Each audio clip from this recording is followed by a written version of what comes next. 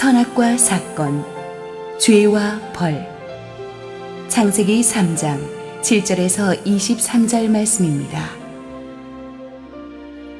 이에 그들의 눈이 밝아져 자기들이 벗은 줄을 알고 무화과 나무 잎을 엮어 치마로 삼았더라. 그들이 그날 바람이 불 때 동산에 거니시는 여호와 하나님의 소리를 듣고 아담과 그의 아내가 여호와 하나님의 낯을 피하여 동산 나무 사이에 숨은지라. 여호와 하나님이 아담을 부르시며 그에게 이르시되 내가 어디 있느냐. 이르되 내가 동산에서 하나님의 소리를 듣고 내가 벗었으므로 두려워하여 숨었나이다. 이르시되 누가 너의 벗었음을 내게 알렸느냐. 내가 내게 먹지 말라 명한 그 나무 열매를 내가 먹었느냐. 아담이 이르되 하나님이 주셔서 나와 함께 있게 하신 여자 그가 그 나무 열매를 내게 주므로 내가 먹었나이다. 여호와 하나님이 여자에게 이르시되 내가 어찌하여 이렇게 하였느냐. 여자가 이르되 뱀이 나를 꿰므로 내가 먹었나이다.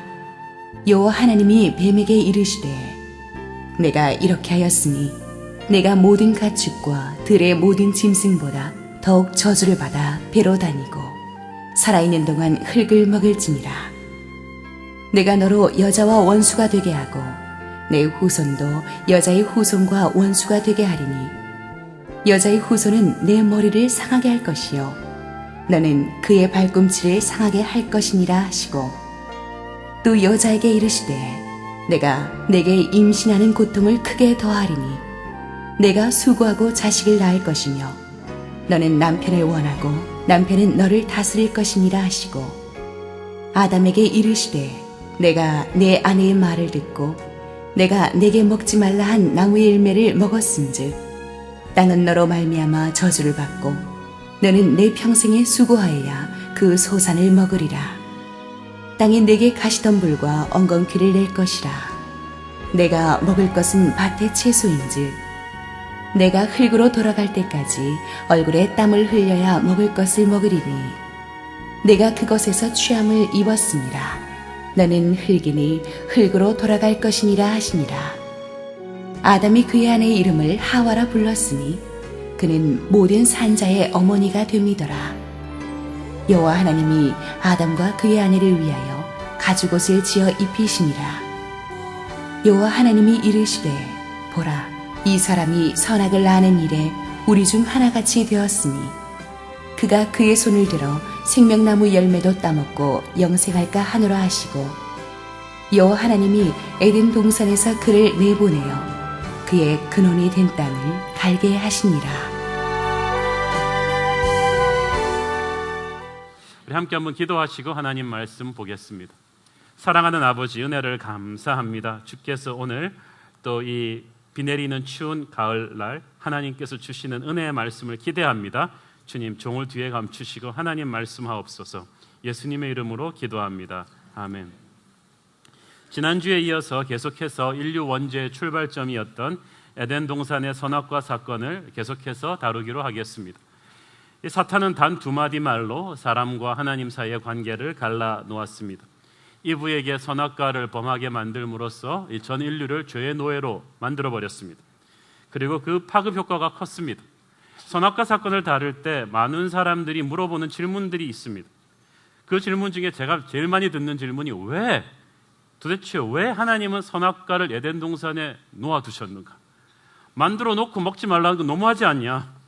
괜히 그걸 거기다 만들어 놓았기 때문에 인간이 죄를 범하게 되지 않았는가?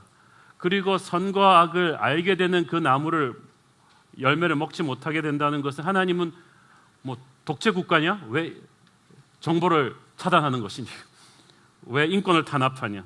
하나님은 인간의 지식을 제한해야만 하는 후세인, 김정일 같은 독재자이신가? 여기에 대한 첫 번째 답은 욕심의 문제였다는 것입니다. 에덴 동산의 아담에게 주어진 자리는 피조물입니다. 피조물로서 에덴을 관리하는 이 청지기의 위치를 하나님이 주셨어요. 그러나 피조물인 이 아담이 뱀의 거짓말에 속아서 관리자가 아니라 창조주 하나님 오노의 자리로 가려고 한 것입니다. 이 욕심이 아담을 망하게 한 것입니다. 아무것도 아닌 사람을 여러분이 구원하고 짭주고 씻겨서 회사 전체를 관리하게 해주고 갔다 왔더니 이 사람이 배 밖에 나와가지고 간이 배 밖에 나와가지고 사장님 그냥 이 회사 줘주시죠. 전화 사장님이나 이러고 나오는 거죠. 자기의 선을 넘어버린 거예요. 에덴 동산 중앙에 이 선악을 알게 하는 이 나무를 두었다는 것은 하나님과 인간의 경계를 구분하기 위해서입니다. 하나님은 인간에게 너무나 많은 능력을 주시고 동격으로 대우해 주셨지만 그 하나님과 인간의 선이 있었어요. 선악과 옆에 생명나무가 있었죠. 생명나무는 먹을 수 있었습니다. 그래서 인간은 죄를 짓기 전에는 불사했던 것입니다. 그래서 이 창조물과 주와 피조물의 경계를 구분하는 유일한 장치가 바로 선악과였습니다. 에덴 동산 중앙에 있는 그 나무를 보면서 너는 피조물이고 나는 창조주임을 알려주는 정체성의 나무였습니다. 그런데 인간이 이것을 받아들이지 못하고 자기가 하나님의 자리에 앉으려고 할 때, 자기가 인생의 주인, 역사의 주인이 되려고 할 때 그때부터 망가지는 것입니다.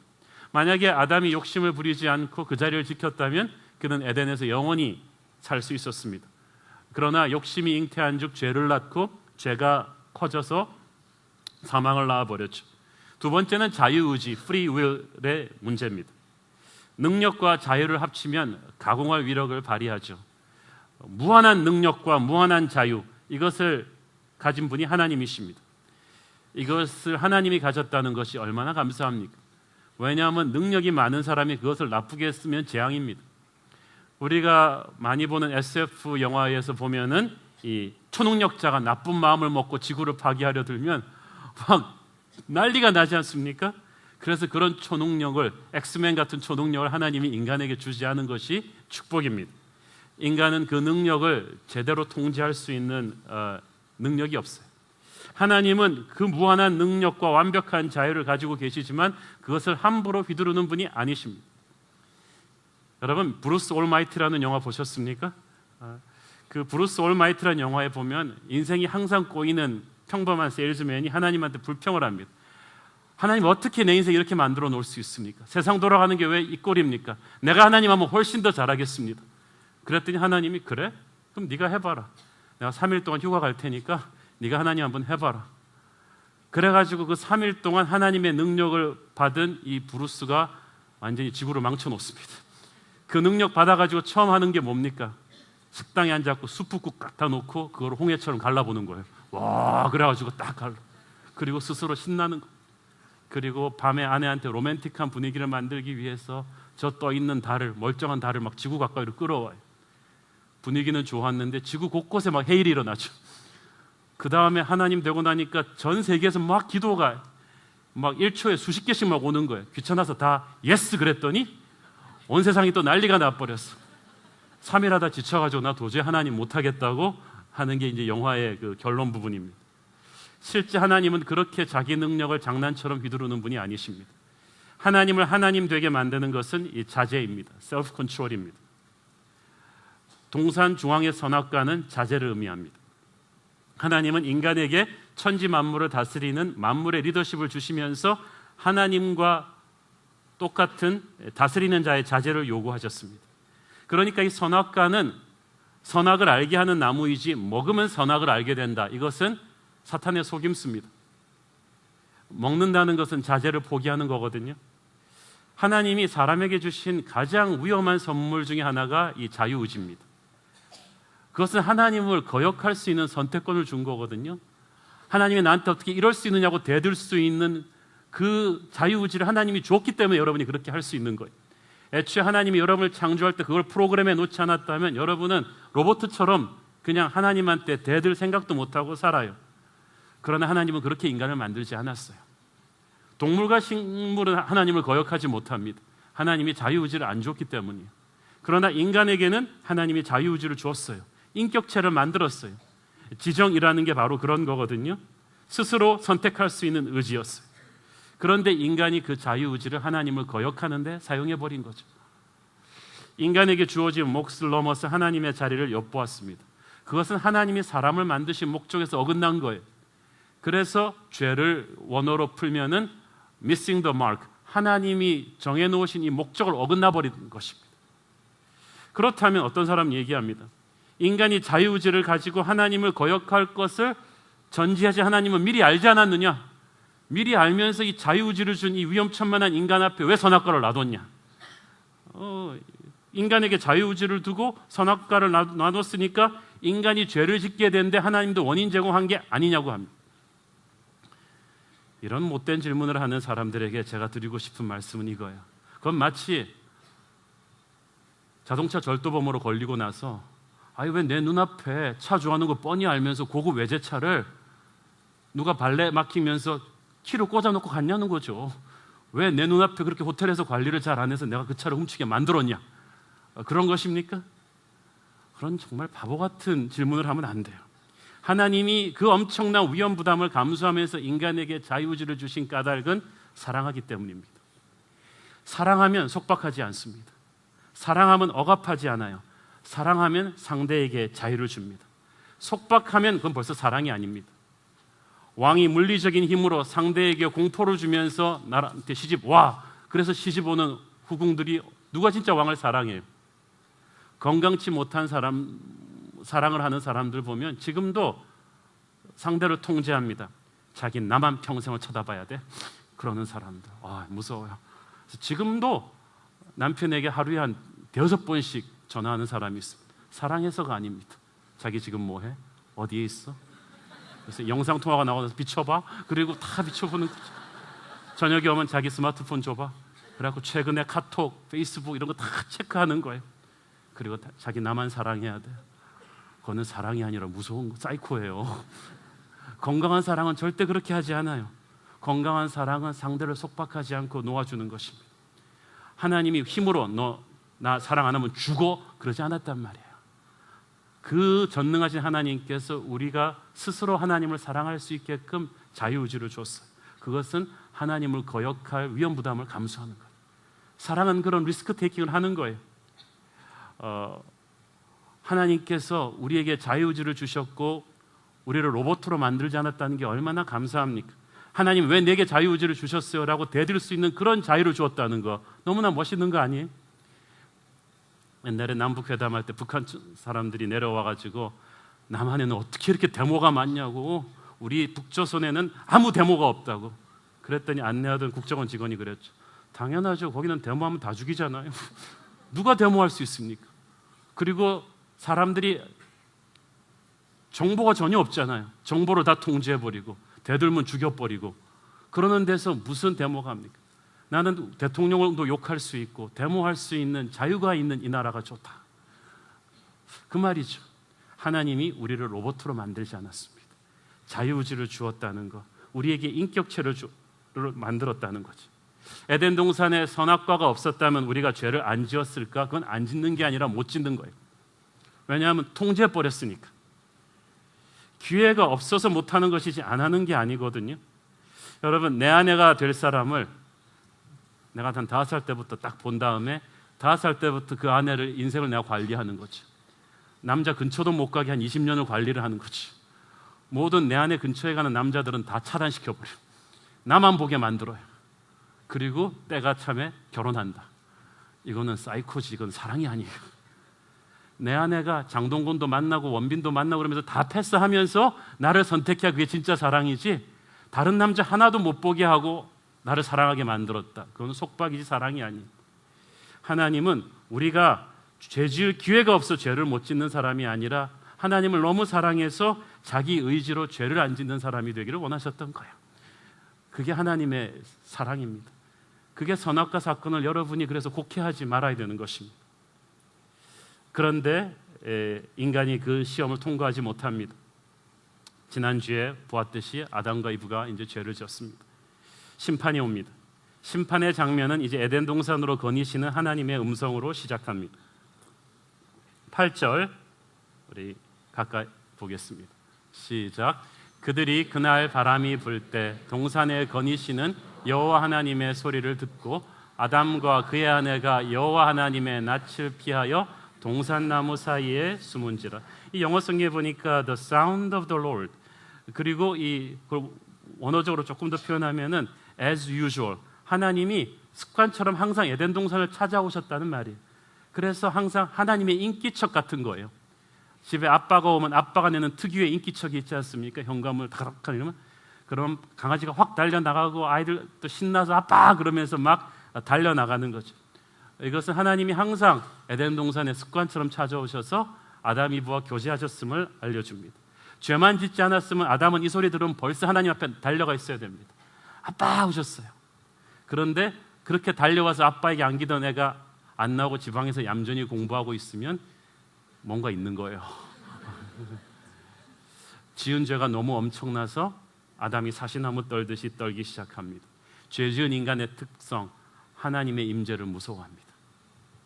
말씀 듣는 것도 두렵고 교회 나오는 것도 두렵고 그렇습니다. 목사님이 자기 쪽만 쳐다봐도 막 싫습니다. 자기 속에 있는 뭔가가 드러나는 것 같은 느낌이거든요. 그리고 숨어버립니다. 이것이 두 번째 특징입니다. 죄를 지으면 죄 지은 대상으로부터 도망치죠. 나라에 죄를 지으면 제복 입은 사람만 와도 도망치게 돼 있어요. 하나님에게 죄를 지으니까 이제 하나님이 사랑의 존재가 아니라 두려움의 대상이 되어버려요. 그래서 도망자가 됩니다. 죄는 인간을 비참하게 만듭니다. 도망자는 영화에서나 쿨하지 진짜는 전혀 쿨하지 않습니다. 우리가 자다가 뭔가로부터 쫓기는 꿈을 여러분도 가끔씩 꿨을 거예요. 우리 인간은 모두 다 쫓아오는 사람도 없는데 쫓기는 인생을 삽니다. 그것이 에덴 동산에서부터 시작되었습니다. 하나님에게 죄를 지은 거예요. 이 모든 도망의 시작은 아담과 이브가 하나님으로부터 도망함으로부터 시작되었습니다. 인간은 하나님으로부터 도망갈 존재가 아닙니다. 천지를 다스릴 권리를 하나님에게 위임받고 땅의 모든 것들을 누리며 왕의 왕이신 하나님과 늘 함께 즐겁게 교제하는 그런 특권이었습니다. 여러분, 죄짓기 전에 아담과 하나님은 정말 좋았어요. 항상 찾아오셨다고 했어요. 그래서 하나님께서 저는 상상을 해봅니다. 아담을 데리고 가셔서 아담아, 자 봐라 그러면서 쫙 보여주니까 그냥 알프스의 기가 막힌 전경이 쫙 펼쳐지면서 요들성이 쫙 나오니까 아담이 갑자기 하나님 최고입니다. 정말 어떻게 이렇게 기가 막힌 걸 만드셨어. 하나님께서 뭘 그런 걸 가지고 이걸 쫙 봐라 그랬더니 또 이 북극의 오로라와 별들이 쫙 펼쳐지는 거야. 너는 별이 쏟아지는 해변으로 가자 그래갖고 쫙 하면서 와, 아담이 또 박수를 탁 하나님 따봉 그러면서 막 하나님 너무 기분이 좋은 거지. 아담아 덥지? 샤워를 주마. 쫙 나야가라 폭포가 쏟아지는 거지. 초대형 자연 샤워가 쫙 하면서 그리고 아담아 심심하지? 태평양 위로 우리 서핑을 갈까? 그래서 서핑 USA 돌고래를 타고 그냥 쫙 빠름 그러면서 그냥 쫙 가는 거죠. 그래서 아담아 지루하지? 물속에 뭐가 있는지 보여줄까? 그러면서 그냥 스쿠버 다이빙을 쫙 하면은 이 물속에 기가 막힌 그 물고기를 하나님이 쫙 보여주시는 거죠. 아담아 이제는 좀 젖었지? 초원을 달려볼까? 세렝게티를 쫙 달리면 그냥 라이언킹의 후예들이 동물들이 그냥 쫙 깔려가지고 하나님께서 그 동물들 사이로 아담아 날 잡아봐라 그러면 숨바꼭질을 팍 하는 거죠. 여러분, 천국이 하얀 옷 입은 천사들과 하루 종일 하프 뜯는 지루한 것이 아닙니다. 이 천국은 에덴의 회복이에요. 날마다. 그래서 아담도 하나님도 기다리는 거죠. 하나님은 내일 또 뭘 해갖고 아담에게 뭔가를 보여주지. 아담은 또 하나님을 기다리는 거야. 내일 또 하나님이 뭘 나에게 보여주실까. 날마다 이렇게 꿈같은 데이트를 해서 하나님이 자기가 오실 때마다 달려나오는 아담이 너무나 좋았는데 그날은 뭐가 달라요. 어떤 어둠의 기운을 느낀 거죠. 전능하신 하나님은 인간을 로봇으로 만들지 않았기 때문에 완벽한 자유를 준 인간이 자기가 준 딱 하나의 금과를 건드리는 걸 봤어요. 그 추악한 사탄의 그 달콤한 유혹 앞에 죄의 앞에 매력적인 부분만 보고 끝에 치명적인 독은 보지 못하는 인간이 선악과를 선택하고 사탄을 선택하는 걸 보면서 하나님은 마음이 무너져 내렸어요. 하나님이 에덴 동산에 오셔서 아담아 네가 어디 있냐고 물으실 때 그 음성이 어땠겠어요? 거의 하나님은 울어서 목이 꽉 잠긴 거야. 인간은 몰라요. 자기가 저질러 놓은 죄의 그 파급 효과가 어느 정도까지 갈지를. 아담은 이 죄가 자기를 어떻게 망가뜨릴 줄 몰라요. 하나님은 알고 계세요. 하나님이 그걸 생각하면서 너무 불쌍해서 울어서 목이 꽉 잠겨서 아담아 네가 어디 있느냐? 이거 뭐 몰라서 물으시겠어요? 이미 다 알지만 너무 불쌍해서, 너무 처절해서 이제는 더 이상 이 에덴 동산에서 아담과 함께 할 수가 없다는 이 슬픈 마음으로 아담아 네가 어디 있느냐? 이 질문은 동서고금의 모든 철학자들이 물었던 질문이죠. 인생은 어디서 와서 어디로 가는가? 네가 어디에 있는가? 그 말은 무슨 말입니까? 네가 왜 내가 준 그 자리를 떠났느냐? 그 축복의 자리, 그 사랑의 자리, 나와 영혼을 교제하는 그 자리가 네가 마음에 들지 않았단 말이니? 네가 나를 떠나 네가 하나님이 돼서 너 그거 진짜라고 생각했냐? 사탄의 그 말이 진짜라고 생각했냐? 노예의 길을 가는 그 길이 진짜라고 생각했느냐? 하나님의 가슴이 찢어지는 것 같았습니다. 그런데 그때라도 아담이 하나님 살려주세요, 제가 잘못했어요, 그러면 뭐가 달라졌을 수도 있었을 거예요. 그런데 죄 지은 인간의 특성 넘버원, 책임 전가합니다. 12절 시작. 아담이 이르되 하나님이 주셔서 나와 함께 있게 하신 여자 그가 그 나무 열매를 내게 주므로 내가 먹었나이다. 그냥 아내한테 책임 전가해 버리는 거죠. 얼마 전까지만 해도 아내를 보면서 내 뼈 중에 뼈요 살 중에 살이라고 그냥 뼈가 녹는 러브 고백을 하던 사람이 힘이 코너에 몰리니까 너는 너고 나는 나다 이러는 거죠. 결혼 안 한 자매들 절대 남자가 결혼 전에 하는 말을 믿지 마세요. 뭐 악해서가 아니라 약해서 그래요. 이 비겁한 남편의 모습을 보면서 이브의 마음이 어땠겠어요? 그리고 둘이서 800년을 더 살았어요. 저는 그 부부관계를 상상을 할 수가 없습니다. 그 다음에 아내한테 책임 전가하다 못해 그 다음에 하나님한테 책임 전가해요. 하나님이 주셔서 나와 함께 하신 자. 그 말이 무슨 말이에요? 솔직히 말하면 하나님도 책임이 반 좀 되죠. 나는 가만히 있었는데 하나님이 괜히 달라 그러시던 여자를 딱 주셔가지고 그 여자가 내 뒤통수 칠 줄 제가 알았나요? 뭘? 그러는 거죠. 언제는 하나님한테 너무 이브 주셔서 감사하다 그러다가 이렇게 막 하나님한테 책임 전가하는 것입니다. 자, 그런데 하나님께서 이브가 먼저 범죄했는데 왜 이 책임을 아담에게 물으셨습니까? 지난주에 우리가 공부했듯이 창세기 2장 16절 17절에 나오는 처음 하나님이 선악과를 먹지 말라는 명령을 아담에게 주셨어요. 그 명령 주실 때 아직 이브는 창조되지 않았어요. 그렇기 때문에 아담이 영적 제사장이에요. 책임자예요. 이브가 선악과 열매를 먹지 말라는 말도 아담을 통해서 들은 거예요. 그렇기 때문에 아담은 이브가 먹었을 거 자기를 유혹할 때 그것을 스톱할 수 있는 기회가 있었어요. 책임이 있었어요. 그것을 직무유기했다는 거예요. 그래서 그 다음부터 성경에서 이브가 범죄했다 그러지 않고 아담이 범죄했다 그러는 거예요. 여러분, 영적 리더십의 책임은 그렇게 무서운 것입니다. 하나님이 이 죄의 본질을 지적해 주십니다. 11절 보세요. 이르시되 누가 너의 벗었음을 내게 알렸느냐. 그 말은 뭐예요? 죄에는 배후 세력이 있었다는 거예요. 배후 세력이 있다. 이게 사탄이다라는 거죠. 여러분, 사탄도 인격체예요. 주기도문에 보면 우리를 악에서 구하옵시고 할 때 Deliver us from the evil one이라고 되어 있어요. 그것은 악한 자에게서 우리를 구하옵소서. 사탄도 하나님과 같은 인격체입니다. 다만 그 인격의 성질이 하나님과 정반대일 뿐이죠. 갈라디아서 5장에 보면 성령의 열매가 하나님의 인격이에요. 그것은 사랑과 오래 참음과 그 평화와 인내와 이런 것들이 하나님의 인격인데 사탄의 인격은 정반대죠. 미움과 살인과 음란과 폭력과 투기와 질식과 조급함이 바로 사탄의 인격이에요. 그래서 여러분이 살면서 그런 모습들을 보인다는 것은 그 귀신 들리는 거예요. 어떤 사탄의 세력에 의해서 여러분이 지배받는 거죠. 그래서 여러분이 무의식적으로 원찮았던 폭력적인 말을 하고 갑자기 음란 사이트를 클릭해서 들어가고 이런 것이 순식간에 그 사탄의 세력에 눌리는 거예요. 저는 이번 부흥 집회를 통하여서 여러분에게 있던 그런 어떤 영적인 약한 곳이 치유받기를 바랍니다. 두 번째로 죄의 본질은 말씀을 불순종한 것입니다. 11절 내가 너더러 먹지 말라 명한 그 나무 열매를 네가 먹었느냐. 죄는 무엇인가? 하나님의 말씀과 어긋나는 거예요. 죄는 상대적인 게 아니라 절대적인 거예요. 옆에 사람은 100개 훔치는데 나는 10개밖에 안 훔쳤으니까 상대적으로 나는 의인이 아니냐. 우리는 이렇게 생각해요. 이렇게 큰 죄 저지른 사람도 있는데 나 같은 죄는 아니에요. 죄는 상대적인 것이 아니라 절대적인 거예요. 하나님한테 어긋남은 여러분은 죄인인 거예요. 인간의 법은 상대적이에요. 미국에서는 간통죄가 없어요. 그래서 불륜을 범해도 형법으로 이렇게 들어가지 않아요. 그렇지만 하나님의 사람은 한국에 있든 미국에 있든 불륜을 저지르면 안 되죠. 우리는 땅의 법이 아니라 하늘의 법에 지배받는 사람이니까.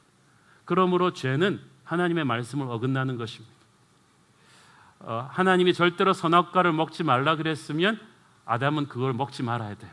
왜냐하면 여러분이 하나님을 믿으면 그 말씀을 믿어야 돼요. 그리고 인간은 하나님의 말씀을 순종할 때 가장 능력을 발하게 만들어졌어요. 그리고 하나님의 말씀을 어긋나면 그때부터 뭔가 불편하게 인간은 만들어졌어요. 마음이 불편하고 삶이 어그러지게 만들어졌어요.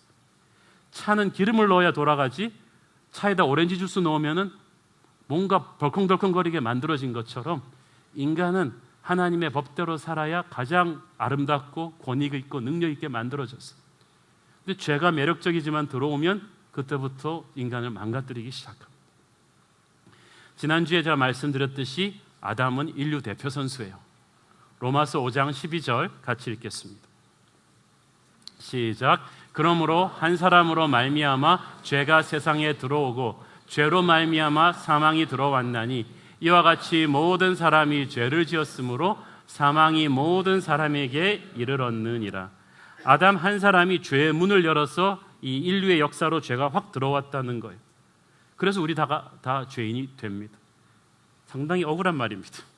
우리는 에덴 동산에서 선악과 따먹은 적 없는데, 나 그때 태어나지도 않았는데 왜 아담이 저지른 죄를 우리가 다 뒤집어 써야 되는 것인가? 로마서 5장 14절 보세요. 시작. 그러나 아담으로부터 모세까지 아담의 범죄와 같은 죄를 짓지 아니한 자들까지도 사망이 왕노릇하였나니 아담은 오실 자의 모형이라. 자, 여기서 지난주에 우리가 배웠죠. 범죄, 이 지엽적인 죄와 근본적인 이 죄가 있어요. 범죄는 드러난 행위입니다. 내가 누구 물건을 훔치고 누구를 죽이고 어떤 사람을 사기치고 한 어떤 특정한 눈에 보이는 죄예요. 우리가 이걸 안 하면 죄인이 아니라고 생각하는데 성경은 그 눈에 드러난 이 범죄의 뒤에 있는 죄의 뿌리가 있다고 말합니다. 우리가 아담이 선악과를 먹은 것은 범죄죠. 그렇지만 그 뿌리에 죄의 본성이 있죠. 그런 의미에서 우리도 항상 아담처럼 죄의 잠재력이 있었다는 거예요. 그래서 우리가 남을 속이고 거짓말하고 이렇게 할 때마다 나도 선악과를 따먹는 아담과 똑같구나라고 생각하면 돼요. 그 누구도 억울해할 것이 없다는 것입니다. 아담이 인류의 대표 선수라는 말 지난주에 말씀드렸죠. 한국 국가대표 축구 선수 11명과 일본 국가대표 선수 11명이 뛰어서 한국이 지면 우리는 11명의 선수가 졌군요 이러지 않잖아요. 한국이 졌네? 그러는 거지. 왜냐하면 국가대표는 그 시점에 우리나라에서 제일 잘하는 선수들이에요. 그 선수들이 해서 안 되면 내가 해도 안 되는 거예요. 가끔가다 이걸 착각하는 분들이 계시죠. 야, 지성용 쟤 빼라 빼. 내가 들어서 뛰어도 훨씬 잘하겠다. 우리 중에 그 누구도 여러분이 지성용 대신 뛰기를 원하는 사람 없습니다. 지성용이 박주영이 해서 안 되면 우리도 안 되는 거예요. 그 사람들이 해서 지면 우리도 진 거예요. 거기에 갈등을 하지 말아야지. 이 아담이란 존재는 말이죠. 우리가 자꾸 아담을 무시하는데 이 아담 이브는 완벽한 인간이에요.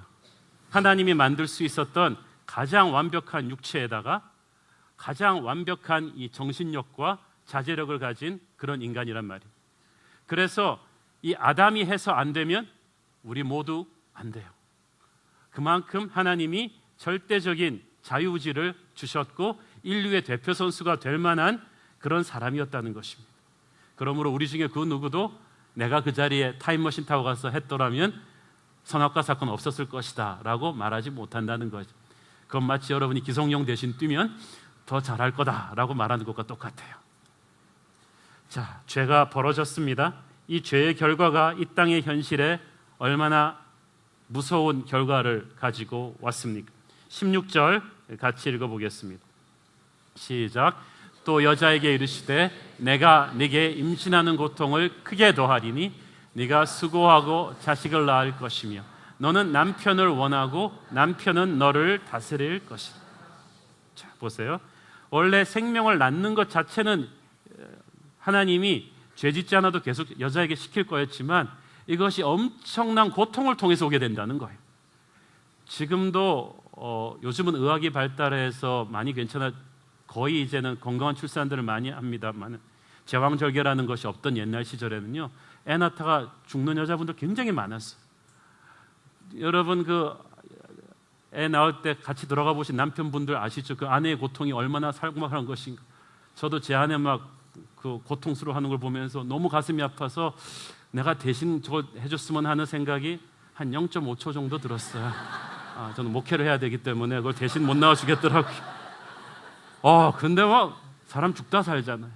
그런데 저는 죄를 짓지 않았으면 애를 낳긴 낳는데 정말 이 잉태가 축복이었을 것 같아요. 그래서 이브 아주머니가 애를 낳을 때마다 CCM을 부르며 축복을 하면서 샹샹 애를 낳지 않았을까? 찬양을 하면서 춤을 추면서. 그런데 이렇게 처절한 고통이 된 거예요. 둘째로 엇갈린 사랑입니다. 너는 남편을 사모하고 남편은 너를 다스릴 것이다. 여자는 원래 남자의 돕는 배필이요 한없는 남자의 사랑을 받는 존재였는데 이제 죄의 결과로 말미암아 남자의 폭군적인 지배에 시달리게 될 것이다. 진짜 그렇습니다. 복음이 들어가기 전까지 세계의 모든 동양의 문명, 인도, 중국, 그리고 서구 문명, 아프리카 문명 다 합쳐서 모두 99% 19세기, 20세기 초까지 지금도 이슬람권에서는 철저한 남존 여비 사상입니다. 지금도 중국에서는 여자가 태어나면 버리는 경우가 많잖아요. 얼마나 이 여권을 땅에 떨어뜨립니까? 모파상의 이 여자의 일생이라는 소설만 봐도 알 수 있듯이 이 여자는 남자들로 인해서 끊임없이 상처받는 그런 아픈 인생을 살게 된다는 것입니다. 그럼 남자는 행복하냐? 남자도 그렇지 않아요. 17절, 19절 같이 읽겠습니다. 시작. 아담에게 이르시되 네가 내 아내의 말을 듣고 내가 네게 먹지 말라 한 나무의 열매를 먹었은즉 땅은 너로 말미암아 저주를 받고 너는 내 평생에 수고하여야 그 소산을 먹으리라. 땅이 내게 가시덤불과 엉겅퀴를 낼 것이라. 네가 먹을 것은 밭의 채소인즉 네가 흙으로 돌아갈 때까지 얼굴에 땀을 흘려야 먹을 것을 먹으리니 네가 그것에서 취함을 입었음이라. 너는 흙이니 흙으로 돌아갈 것이니라 하시니라. 자, 아담과 이브가 죄를 짓기 전에도 에덴 동산에서 일은 있었어요. 하나님이 아담에게 전 에덴 동산의 동식물의 이름을 짓고 다스리는 일을 맡겼지만 그때는 죄 짓기 전이었기 때문에 하나님이 만물의 영장으로서의 권위를 줬어요. 하나님이 권위를 줬다는 건 무슨 말이냐 하면 아담이 만물을 다스릴 수 있었다는 거예요. 그 말은 무슨 말이냐 하면은 아담이 세렝게티 초원에 딱 나갔는데 사자들이 달려들면 아담이 그러면 딱 쓰는 거지. 늪을 건널 때 악어들이 몰려면 아담이 다리를 만들어라. 그러면 쫙 악어들이 다리를 만들고 아담이 댐을 쌓고 싶으면 물을 딱 멈추게 하고 댐을 쌓고. 그러니까 아담한테는요 죄 짓기 전에 일은 아담에게 있어서 너무 신나는 거예요. 출근하는 게 너무 신나는 거예요. 하나님이 주신 능력과 권위로 쫙쫙 동물들도 말 잘 듣고요. 사자도 꼼짝 못하고 풍랑도 다스릴 수 있는 권위를 가지고 하나님이 주신 이 땅을 잘 다스렸어요. 그런데 범죄하면서부터 죄를 지으면서 영적인 권위가 떠나고 나니까 이제 아담이 나가면 사자가 아니라 들깨도 대드네. 막 대드는 것이 네가 뭔데 나한테 명령해. 그때부터 아담은 자연을 지배하는 게 아니라 자연과 싸워야만 살아남는 적자생존의 시대가 된 거예요. 그래도 하나님이 주신 기본적인 은혜가 있어서 인간이 살아남긴 살아남죠. 그렇지만 땀을 흘려서 허리가 휘도록 싸우고 일하지 않으면 안 되는 그런 처절한 인생이 된 거예요. 그래서 흙으로 돌아갈 때까지 네가 노동을 해야 땀을 흘려야 먹을 것이다. 그러니까 요즘 40대 50대 은퇴하고 나도 한참 돈 나갈 때 많기 때문에 다시 직장을 찾아 진전하는 그런 중년 가장들의 그 아픔이 이때도 벌써 예언된 거예요. 이때부터 우리는 일이 축복이 아니라 입에 밥을 먹기 위한 투쟁이 되고 권위를 잃어버린 인간이 자연과 싸우면서 만들어내야 되는 그런 처절함이 되는 것입니다. 그리고 너는 흙이니 흙으로 돌아갈 것이다. 죽음을 맛보게 될 것이다. 여러분, 육체의 죽음이 얼마나 비참합니까? 우리는 영원히 살 존재들이지만 육적으로는 한번 죽어야 돼요. 저는 목사로서 화장터도 많이 가보고 장례식장을 많이 가보게 되는데 가볼 때마다 울부짖는 유가족들의 모습을 보면서 가슴이 찢어지고, 죽음이란 그렇게 비참하고 슬픈 것입니다. 영원히 살 수 있었던 인간에게 그 육체의 죽음이 오게 되었다는 거예요. 죄를 저지를 때는 몰랐는데요, 죄의 뒤끝은 이렇게 처절하게 처참한 것이었습니다. 이 죄 문제 해결은 하나님만이 하실 수 있었어요. 죄 문제는 인간의 힘으로 해결 못합니다. 인간이 저질러 놓고 수습 못합니다. 수습은 하나님만이 하실 수가 있습니다.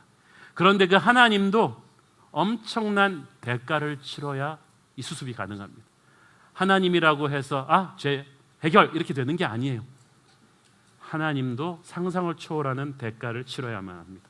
그래서 여러분이 창세기 3장 15절이 중요합니다. 성경 전체에서 요한복음 3장 16절과 맞먹는 중요한 구절, 신구약의 모든 복음의 에센스를 집약해 놓은 구절이 바로 창세기 3장 15절입니다. 같이 읽겠습니다. 시작. 내가 너로 여자와 원수가 되게 하고 내 후손도 여자의 후손과 원수가 되게 하리니 여자의 후손은 네 머리를 상하게 할 것이요 너는 그의 발꿈치를 상하게 할 것이니라 하시고,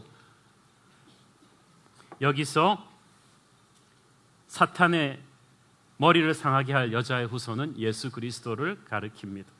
예수님은 그의 공생애를 사탄과의 전쟁으로 시작하셨습니다. 예수님이 두 번째 아담입니다. 첫 번째 아담이 실패했던 것을 두 번째 아담이 이제 해결합니다. 발꿈치를 상하게 했다는 것은 이 사탄이 인간들을 앞세워 예수님을 십자가에 못 박는 십자가 사건을 의미합니다. 그러나 그 십자가 사건을 딛고 일어나 주님이 부활하십니다. 부활하신 주님이 어둠의 권세를 멸망시킵니다. 여자의 후손은 네 머리를 상하게 할 것이다가 그 말이에요. 십자가의 죽음을 이기고 일어나신 예수께서 부활의 능력으로 사탄의 세력에 치명타를 가할 것이다. 죽음의 세력을 죽이고 인간에게 영혼의 나라로 가는 길을 다시 열어줄 것이다. 할렐루야. 그 말이죠. 여러분, 우리는 죄를 지었지만 하나님은 얼마나 끔찍한 사랑으로 이 문제를 해결을 하십니까? 죄 문제 해결은 전능한 하나님의 능력으로 한 게 아니에요. 부자가 돈으로 해결할 수는 있어요. 그렇지만 이게 돈으로 해결될 문제가 아니에요. 하나님 자신의 심장에 칼을 꽂아야만 해결이 되는 사건입니다. 21절을 보세요.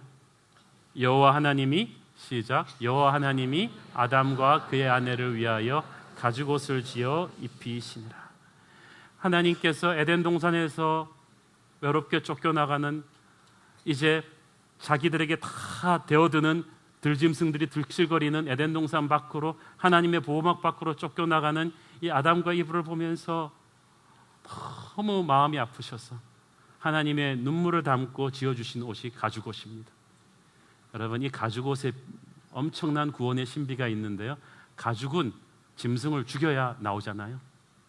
누군가의 피 흘림으로 아담과 이브를 덮어준, 커버해 준 거예요. 히브리 말로 구속한다의 그 뜻이 덮어준다는 뜻입니다. 어떤 피 흘림으로 아담과 이브를 덮어주는 거예요. 이것은 6,000년 뒤에 예수 그리스도를 보내서 그 십자가 보혈로 아담과 이브 때부터 시작된 죄의 값을 치르겠다는 하나님의 사랑입니다. 로마서 5장 17절 보겠습니다.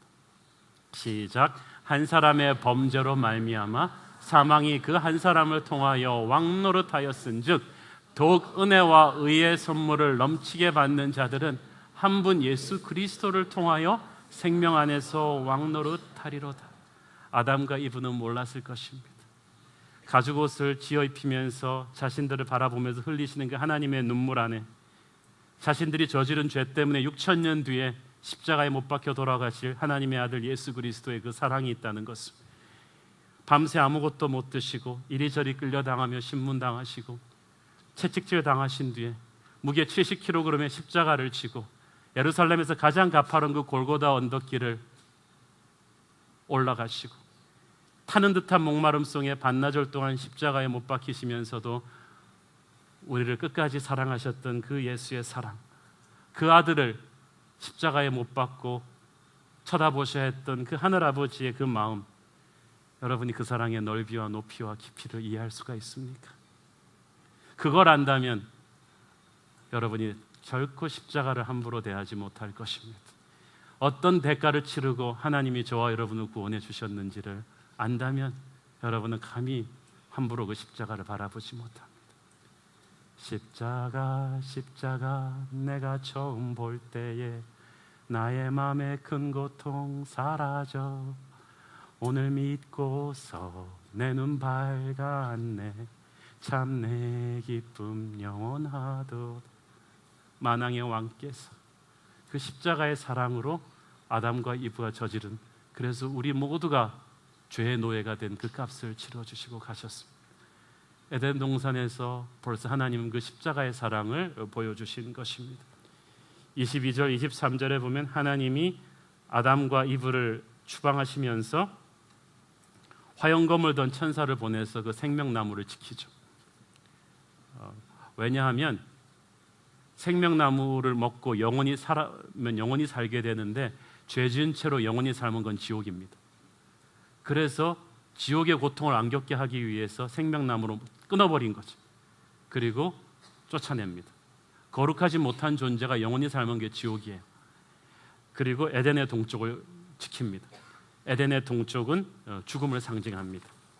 이제 영원한 생명으로 가는 길은 누군가의 죽음을 통해서만 다시 열릴 수가 있다는 것입니다.